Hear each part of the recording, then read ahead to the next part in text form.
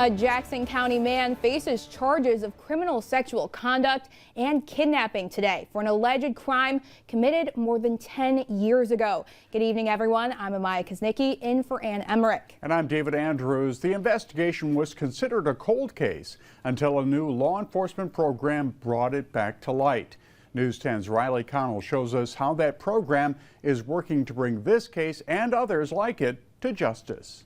Cases of sexual assault don't always see their day in court. But imagine the surprise here at the Jackson County Prosecutor's Office when they discovered 70 untested rape kits. With the new program in action, they're hoping to bring these cold cases to light, including one that's more than a decade old. The victim had no idea who his assaulter was until that CODIS hit in 2019. Victims left without answers while their attackers walk free. Jackson County Prosecutor Jerry Jarzinka says it happens all too often. You know, there's lots of different emotional, psychological impacts on the victim. A lot of times victims are reluctant to go forward because there's fear.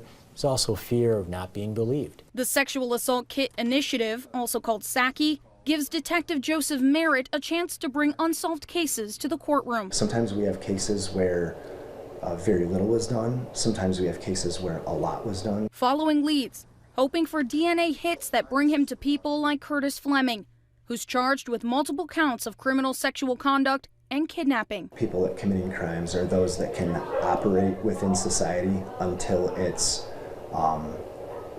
an opportunity presents itself for them to commit a crime. News 10 spoke with Fleming in May of last year under different circumstances.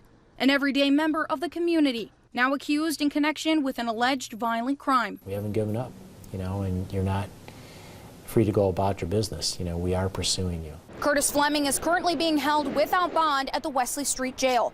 Just one case out of dozens that could be brought to justice through the SAKI program. In Jackson, Riley Connell, News 10. When the Sexual Assault Kit Initiative first launched in Michigan, state police identified more than 3,400 untested rape kits in the system.